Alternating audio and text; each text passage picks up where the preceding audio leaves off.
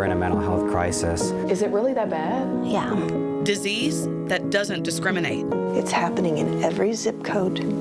It's happening in every neighborhood. And now a solution that aims to illuminate. Our vision is to create a world of well-being for all children. Children's Mercy, launching a new multi-pronged plan to help kids address mental health. We're hearing from parents. It's like someone is just ripping my heart out of my body because I know my baby girl is begging for help. Doctors and the kids themselves. I think that if I had just had a calmer environment, things probably could have gone a lot smoother. I met other people who were going through the same thing. Shining a light into how these initiatives are saving lives. What this can do will not only transform the healthcare landscape for the children, it will transform the healthcare landscape for our entire community for generations to come. 0. That's the number of designated psychiatric beds for kids with complex and sometimes multiple mental health disorders. But construction is underway right now to change that and better help young people often battling the most difficult and dark diagnoses. It's especially tough because I don't remember it. This is a story about Elizabeth Bunch, but her mom is the only one who remembers it. Tell me about the day you showed up at the ER. Elizabeth was not capable of controlling her emotions. And so she locked herself in the basement and she started throwing things and she started screaming about wanting to hurt herself. She called 911. Paramedics brought them to Children's Mercy Hospital, not unlike dozens of other families. Some days we have up to 30 kids, that are in like a suicidal state coming through our emergency department. So some days as you're just being exposed to all of that, it can just be a little bit overwhelming. She was thinking about suicide.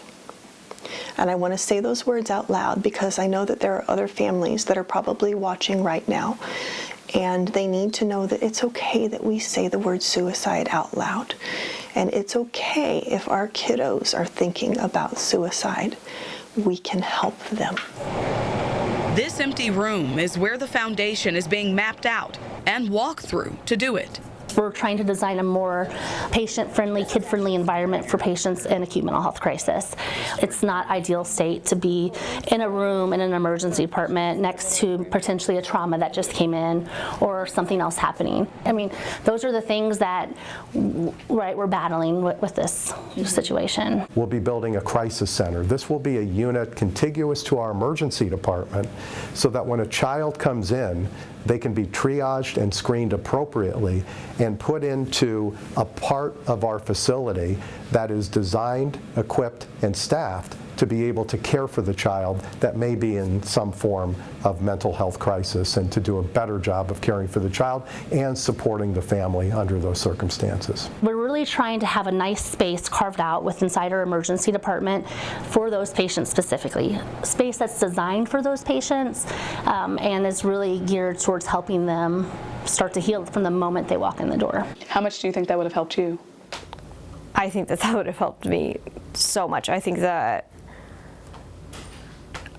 if I had just had a calmer environment, things probably could have gone a lot smoother. The wait to get additional help can also stretch out, like the tape outlining the new framework for critical mental health care for kids like Elizabeth. On average, it could be anywhere from 5 to 14 hours, depending on whether the patient's going home or whether they're going to an inpatient hospital. That's a long time. It's a very long time in an emergency department. Yes, it is. I didn't think if we took her home, we could probably keep her safe. How many nights were you at the hospital waiting? 4. We waited for 4 days. Kelly, what does that do to you? That tears me apart. Dia, it's like someone is just ripping my heart out of my body because I know my baby girl is begging for help. Illuminate is the blueprint for 14 projects over the next 5 years to address youth mental health. One of them dedicated to what happens after a crisis. an inpatient facility, which is actually under construction right now through a joint venture with Camber Health System, that will create 72 beds, of which 48 will be devoted to children and adolescents, and the other 24 to adults. For people in the community who maybe watch this story and say, is it really that bad? Yeah, yes. It is definitely a situation that has gotten to the point where it is bad. It's happening in every zip code. It's happening in every neighborhood. It's happening on all sides of the state line. All of us are affected by this mental health youth crisis. For a high school freshman to sit down and share your own personal mental health struggles, really and truly, why are you doing it? I think it's really important for people to know, like, what happens. And if you listen to multiple stories, you see that things are really different. And if I'm here talking about this happened to me, maybe other people will talk about it. How happy are you that you're still here? You know, I'd say I'm pretty satisfied with the being alive. You are such a teenager. I'd give it 4 stars. I'd give it a 4-star Yelp review. Elizabeth is a bright, witty theater kid working hard to combat her depression. Her mom, Kelly, really took me away, with her vulnerability. Catherine has a warmth that emanates so much you feel her heart. Dr. Stuppy is deeply committed to helping our kids. Sean has a level of that calm reassurance that I know is helping families out there. Dr. Chittier is doing his best to relate to children and meet them where they are.